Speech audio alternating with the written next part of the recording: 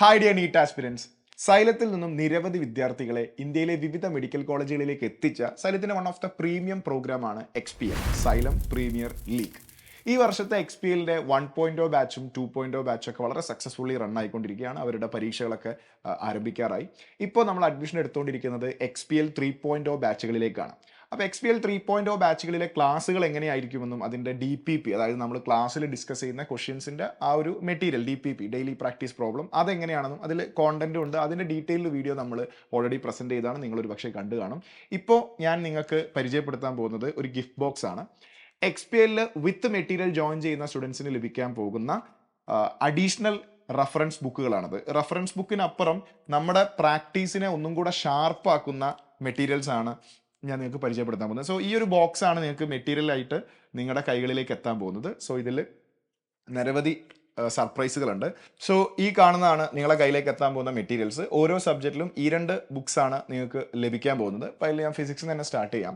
അപ്പോൾ ഇതിന് മുമ്പ് DPP നമ്മൾ ഓൾറെഡി കാണിച്ചാണ്. ക്ലാസ് ഡിസ്കസ് ചെയ്യുന്ന കോണ്ടന്റും അതിൻ്റെ ക്ലാസ്സിൽ ഡിസ്കസ് ചെയ്യുന്ന ക്വസ്റ്റ്യൻസും വളരെ കൃത്യമായിട്ട് അറേഞ്ച് ചെയ്ത് വെച്ച DPP നമ്മൾ കണ്ടതാണ്. ഇത് നിങ്ങൾ അഡീഷണൽ പ്രാക്ടീസ് ചെയ്യുന്ന ബുക്കാണ്. അഡീഷണലി പ്രാക്ടീസ് ചെയ്യുന്ന ബുക്ക് ആരംഭിക്കുന്നത് പോലും, ഇപ്പോൾ ഇലക്ട്രോസ്റ്റാറ്റിക്സ് എടുത്തു നോക്കുകയാണെങ്കിൽ ആരംഭിക്കുന്നത് പോലും അതിൻ്റെ കോണ്ടന്റ് വളരെ ക്രിസ്പായിട്ട്, അതായത് DPPയിൽ ഉള്ളതിനേക്കാൾ ക്രിസ്പായിട്ട് ഇക്വേഷൻ ബേസ്ഡ് ആയിട്ട് അതിൻ്റെ കോണ്ടന്റ് കൊടുത്തിട്ടുണ്ട്. അപ്പോൾ ഓരോ കോണ്ടന്റും ഫാസ്റ്റ് ആയിട്ടൊന്ന് റിവൈസ് ചെയ്യാൻ, അതായത് ഓൾറെഡി നമ്മൾ ക്ലാസ് കണ്ടു കഴിഞ്ഞു, ക്ലാസ്സിൽ വെച്ച് നമ്മൾ ടോപ്പിക്സ് മൊത്തം പഠിച്ചു, DPP വെച്ചിട്ട് അത് റിവൈസ് ചെയ്തു, പിന്നെ നമ്മൾ ക്ലാസ്സിലുള്ള ക്വസ്റ്റ്യൻസ് ഒക്കെ ചെയ്തതിന് ശേഷം അഡീഷണലി നമ്മൾ പ്രാക്ടീസ് ചെയ്യാൻ പോകുമ്പോഴും വളരെ ഫാസ്റ്റായിട്ട് ക്വിക്കായിട്ട് വിത്തിൻ 2 pages നമ്മൾ ആ ചാപ്റ്റർ മൊത്തം റിവൈസ് ചെയ്യണം.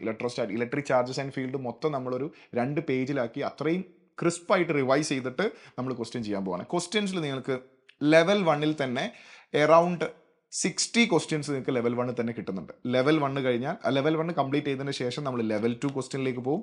അതിനുശേഷം നമ്മൾ 5 വർഷത്തെ പ്രീവിയസ് ഇയർ ക്വസ്റ്റ്യൻ, നീറ്റിന് കഴിഞ്ഞ 5 വർഷമായിട്ട് നീറ്റിന് ചോദിച്ച എല്ലാ ക്വസ്റ്റ്യൻസും ടോപ്പിക് വൈസ് ആയിട്ട് കൃത്യമായിട്ട് അവിടെ കൊടുത്തിട്ടുണ്ട്. ഇത്രയും നിങ്ങൾ പ്രാക്ടീസ് ചെയ്താൽ ഇതിൻ്റെ അപ്പുറത്തേക്ക് ഒരു ഈ ഇലക്ട്രോസ്റ്റാറ്റിക്സ് എന്ന് പറയുന്ന chapter, electric charges and field എന്ന് പറയുന്ന ചാപ്റ്ററിന് ഇതിൻ്റെ അപ്പുറത്തേക്ക് നിങ്ങളൊന്നും പഠിക്കേണ്ടതില്ല.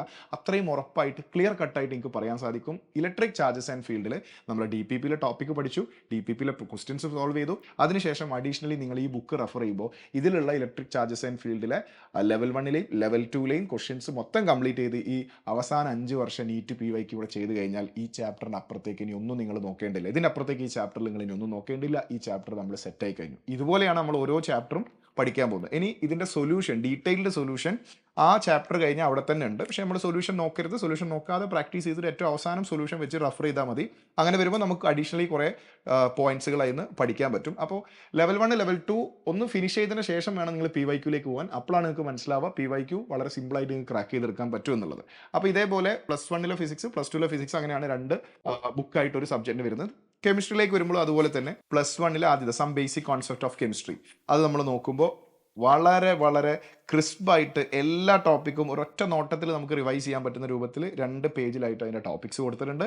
Then similar to physics level 1-ൽ നിങ്ങൾക്ക് അറൗണ്ട് 60 ക്വസ്റ്റ്യൻസ് ഉണ്ട്. ലെവൽ 2-ൽ അതുപോലെ തന്നെ ലെവൽ 2-ൽ നമുക്ക് 30 ക്വസ്റ്റ്യൻസ്, ലെവൽ 1-ൽ 60 ക്വസ്റ്റ്യനും ലെവൽ 2-ൽ 30 ക്വസ്റ്റ്യനും. പിന്നെ അവസാന 5 വർഷം ഈ ചാപ്റ്ററിന് ഏതൊക്കെ ഏരിയയിൽ നിന്ന് ഏതൊക്കെ ടോപ്പിക്കിൽ നിന്ന് നീറ്റിന് ക്വസ്റ്റ്യൻ ചോദിച്ചിട്ടുണ്ട്. അപ്പോൾ ഇത്രയും കഴിയുമ്പോൾ നമ്മൾ ആ ചാപ്റ്ററിൻ്റെ എല്ലാ ഏരിയയും കവർ ചെയ്ത് മാത്രമല്ല അതിൽ നിന്ന് നീറ്റിന് എന്താണ് ചോദിച്ചതെന്ന് വരെ നമുക്ക് മനസ്സിലാക്കി കഴിഞ്ഞു. ദെൻ അതിൻ്റെ ആൻസർ കീയും സൊല്യൂഷനും ഈ രൂപത്തിലാണ് പോകുന്നത്. ബയോളജിയിലേക്കും കൂടെ നമുക്ക് ഒന്ന് നോക്കാം. അതേ പാറ്റേൺ തന്നെയാണ് ബയോളജിയും ഫോളോ ചെയ്യുന്നത്.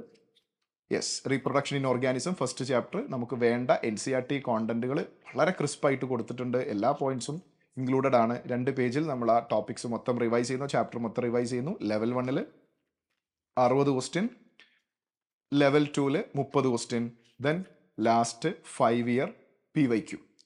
അങ്ങനെ നമ്മൾ ചെയ്ത് ഇതേപോലെ ഇതേ പാറ്റേൺ ഫോളോ ചെയ്തുകൊണ്ട് സിസ്റ്റമാറ്റിക് ആയിട്ട് നിങ്ങൾ ഈ ക്രാഷ് പ്രോഗ്രാം കഴിയുന്നവരെ കൃത്യമായിട്ട് ഈ മെറ്റീരിയൽ നിങ്ങൾ യൂസ് ചെയ്തിട്ടുണ്ട് എങ്കിൽ ഉറപ്പായിട്ട് നിങ്ങൾക്ക് 700+ മാർക്ക് സ്കോർ ചെയ്യാൻ സാധിക്കും.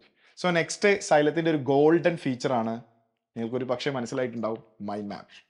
സൈലത്തിൻ്റെ ആദ്യ വർഷം മുതൽ തന്നെ നമ്മൾ കൊടുത്തു തുടങ്ങിയൊരു മെറ്റീരിയൽ ആയിരുന്നു മൈൻഡ് മാപ്പ് എന്ന് പറയുന്നത്. സൈലത്തിൻ്റെ ഓൺ കോൺസെപ്റ്റാണ്. നമ്മുടെ ഫാക്കൽറ്റീസ് ഇരുന്ന് കൃത്യമായിട്ട് ഉണ്ടാക്കിയെടുത്ത ഒരു മെറ്റീരിയലാണ് ഈ മൈൻഡ് മാപ്പ് എന്ന് പറയുന്നത്. ഇതിനെക്കുറിച്ച് എല്ലാവർക്കും അറിയായിരിക്കും, എന്നാലും ഞാൻ പറഞ്ഞുതരാം. സൈലത്തിൽ നിന്നും വിവിധ മെഡിക്കൽ കോളേജിൽ പഠിക്കുന്ന എയിംസ് ഉൾപ്പെടെയുള്ള വിവിധ മെഡിക്കൽ കോളേജിൽ പഠിക്കുന്ന എല്ലാ വിദ്യാർത്ഥികളുടെയും ഇന്റർവ്യൂസും അവരുടെ ഫീഡ്ബാക്കും ഉള്ള വീഡിയോസ് ഒക്കെ നിങ്ങൾ കണ്ടിട്ടുണ്ടാവും. അതിലൊക്കെ എല്ലാവരും കോമൺ ആയിട്ട് ഒരേ സ്വരത്തിൽ പറയുന്ന കാര്യമാണ് റിവൈസ് ചെയ്യാൻ മൈൻഡ് മാപ്പ് എത്രത്തോളം ഹെൽപ്പ് ചെയ്തിട്ടുണ്ട് എന്നുള്ളത്. ഇത് ഓരോ വർഷവും റിഫൈൻഡ് ആക്കിയിട്ട് അപ്ഡേറ്റ് ചെയ്തിട്ടാണ് നമ്മൾ ഓരോ വർഷവും ഇത് പുറത്തേക്ക് ഇറക്കുന്നത്. അപ്പോൾ മൈൻഡ് മാപ്പ് ഇപ്പോൾ ഈ വർഷത്തെ ഏറ്റവും ലേറ്റസ്റ്റ് വേർഷൻ ഓഫ് മൈൻഡ് മാപ്പാണ് നിങ്ങൾ കാണുന്നത്. ഇത് ഇത്രയും വലിയ ഒരു ബുക്കാക്കി കൊടുക്കുന്നത് എന്തുകൊണ്ടാണെന്ന് വെച്ച് കഴിഞ്ഞാൽ നമ്മൾ ആദ്യം DPPയിൽ ഒരു 4-5 പേജിൽ കോണ്ടന്റ് പഠിച്ചു. അതിനുശേഷം നമ്മൾ മെറ്റീരിയൽ ക്വസ്റ്റ്യൻ സോൾവ് ചെയ്യാൻ വേണ്ടി 2 ഷീറ്റിൽ ആ ചാപ്റ്റർ മൊത്തം പഠിച്ചു.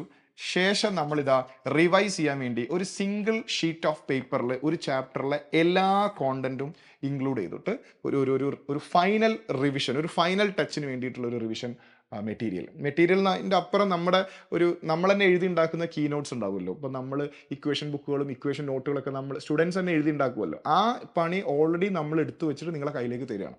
അപ്പോൾ അത്രയും സമയം നിങ്ങൾക്ക് ലാഭിക്കാൻ പറ്റും. ഇനി അത് മാത്രമല്ല, ഈ മൈൻഡ് മാപ്പ് യൂസ് ചെയ്യുന്ന സമയത്ത് ഇപ്പോൾ ഇതിൽ electric charges and field, electric charges and field, electrostatics 1 ഒരു ഷീറ്റിലും ഇലക്ട്രിക് പൊട്ടൻഷ്യൽ കപ്പാസിറ്റൻസ് 2ാമത്തെ ഷീറ്റിലും. അപ്പോൾ 2 ഷീറ്റിലായിട്ട് ഇലക്ട്രോസ്റ്റാറ്റിക്സ് മൊത്തം നമ്മൾ റിവൈസ് ചെയ്യുന്നു. അപ്പോൾ ഇലക്ട്രോസ്റ്റാറ്റിക്സ് പഠിച്ച് ഇത് റിവൈസ് ചെയ്യുമ്പോൾ നിങ്ങൾക്ക് ഇതിൻ്റെ അകത്ത് അഡീഷണൽ പോയിന്റ്സുകൾ എഴുതി വെക്കാനുണ്ടാവും.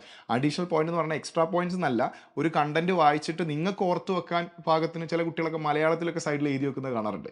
അങ്ങനെ നിങ്ങൾ ഒരു തവണ ഈ മെറ്റീരിയൽ വെച്ച് റിവൈസ് ചെയ്താൽ ഇതൊരു കസ്റ്റമൈസ്ഡ് മൈൻഡ് മാപ്പായി മാറി. അതായത് ഒരു കുട്ടി ആ കുട്ടിക്ക് മനസ്സിലാവുന്ന രീതിയിൽ മലയാളത്തിലുള്ള വേർഡ്സുകളായിട്ടും അല്ലാതെ ചെറിയ കീ നോട്ട്സുകളായിട്ടും ചെറിയ ഡയഗ്രാംസ് ഒക്കെ ആയിട്ട് കുട്ടികൾ ഇതിൽ വരച്ചു വെച്ചിട്ട് അവരുടേതായ ഒരു മൈൻഡ് മാപ്പ് ആക്കി മാറ്റും. പിന്നീട് ആ ചാപ്റ്റർ റിവൈസ് ചെയ്യാൻ ആ മൈൻഡ് മാപ്പിലേക്ക് ഒരൊറ്റ നോട്ടം നോക്കിയാൽ മതിയാവും. ആ ചാപ്റ്റർ മൊത്തം നമുക്കൊരു വിത്തിൻ സെക്കൻഡ്സ് നമ്മുടെ മൈൻഡിലൂടെ ഫ്ലാഷ് ചെയ്തു പോകും.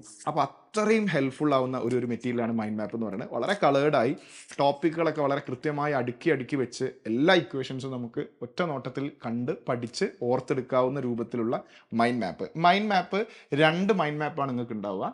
അതായത് +1 +2 എൻറ്റയർ ഫിസിക്സിലെ എൻറ്റയർ ചാപ്റ്റേഴ്സിൻ്റെ മൈൻഡ് മാപ്പ്, അതുപോലെ തന്നെ കെമിസ്ട്രിയിലെ എൻറ്റയർ ചാപ്റ്റേഴ്സ്, അതായത് +1ലെയും +2ലെയും 4 വോള്യത്തിലുള്ള ബുക്കുകൾ മൊത്തം എല്ലാ ഇക്വേഷൻസും നമ്മൾ ഒറ്റ ബുക്കിലാക്കി ഫിസിക്സിനും കെമിസ്ട്രിക്കും. അപ്പോൾ അതിൽ നിങ്ങൾക്കൊരു ചോദ്യം വരും, ബയോളജിക്ക് മൈൻഡ് മാപ്പ് ഉണ്ടോ എന്നുള്ളത്. ബയോളജിയുടെ മൈൻഡ് മാപ്പ് എന്ന് പറയുന്നത് NCERT ആണ്.